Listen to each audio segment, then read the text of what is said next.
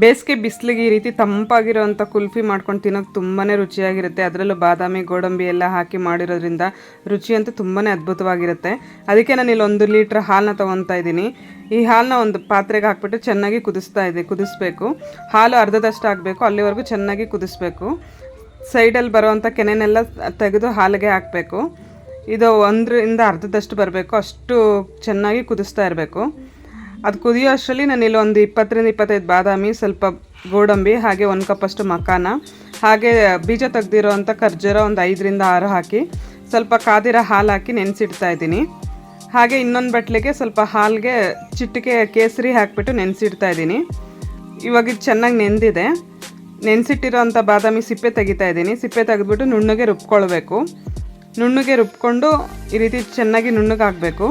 ಹಾಲು ನೋಡಿ ಅರ್ಧದಷ್ಟು ಆಗಿದೆ. 1 ಲೀಟ್ರ್ ಹಾಕಿರೋದು ಅರ್ಧ ಲೀಟ್ರ್ ಅಷ್ಟಾಗಿದೆ. ಇದಕ್ಕೆ ನೆನೆಸಿಟ್ಕೊಂಡಿರೋಂಥ ಕೇಸರಿ ಹಾಕ್ಬಿಟ್ಟು ನಾವು ರುಬ್ಬಿಟ್ಕೊಂಡಿದ್ವಲ್ಲ ಅದನ್ನೆಲ್ಲ ಹಾಕಬೇಕು. ಇದನ್ನೆಲ್ಲ ಚೆನ್ನಾಗಿ ಹಾಕಿಬಿಟ್ಟು ಚೆನ್ನಾಗಿ ಕುದಿಯೋದಕ್ಕೆ ಬಿಟ್ಬಿಡಬೇಕು. ಇದು 1-2 ಕುದಿಯೋ ಅಷ್ಟರಲ್ಲಿ ತುಂಬಾ ಗಟ್ಟಿಯಾಗುತ್ತೆ. ಈ ರೀತಿ ಗಟ್ಟಿ ಆದಮೇಲೆ ಎಲ್ಲ ಕೆನೆ ಬಿಟ್ಕೊಳ್ತಾ ಬರುತ್ತೆ. ನಂತರ ಇದಕ್ಕೆ ಒಂದು 3/4 ಕಪ್ಪಷ್ಟು ಸಕ್ಕರೆ ಹಾಕ್ತಾಯಿದ್ದೀನಿ. ನೀವು ಬೆಲ್ಲ ಬೇಕಾದರೂ ಕರಗಿಸ್ಬಿಟ್ಟು ಹಾಕ್ಕೊಳ್ಬೋದು. ಇದನ್ನು ಚೆನ್ನಾಗಿ ಕುದಿಸ್ಬಿಟ್ಟು ತಣ್ಣಗಾಗೋದಕ್ಕೆ ಬಿಟ್ಬಿಡಬೇಕು. ಇದು ತಣ್ಣಗಾಗಿದೆ, ಎಷ್ಟು ಗಟ್ಟಿಯಾಗಿದೆ ನೋಡಿ. ಇವಾಗ ಇದನ್ನು ಒಂದು ಲೋಟಕ್ಕೆ ಹಾಕ್ಕೊಳ್ತಾ ಇದ್ದೀನಿ.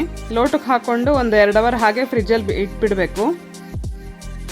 ನಂತರ 2 ಅವರ್ ಆದಮೇಲೆ ಸ್ವಲ್ಪ ಗಟ್ಟಿಯಾಗಿರುತ್ತೆ. ಅದಕ್ಕೆ ಈ ರೀತಿ ಐಸ್ ಕ್ರೀಮ್ ಸ್ಟಿಕ್ಸ್ನ ಹಾಕಿ ಒಂದು 4ರಿಂದ 5 ಅವರ್ ಬಿಟ್ಬಿಡಬೇಕು.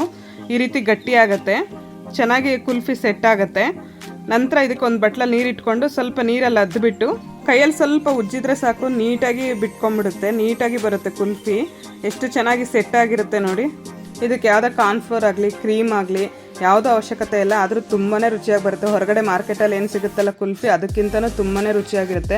ಆರೋಗ್ಯಕ್ಕೆ ಕೂಡ ತುಂಬಾ ಒಳ್ಳೆಯದು. ಗೋಡಂಬಿ ಬಾದಾಮಿ ಎಲ್ಲ ಹಾಕಿರೋದ್ರಿಂದ ಮಕ್ಕಳು ಕೂಡ ತುಂಬಾ ಇಷ್ಟಪಟ್ಟು ತಿಂತಾರೆ.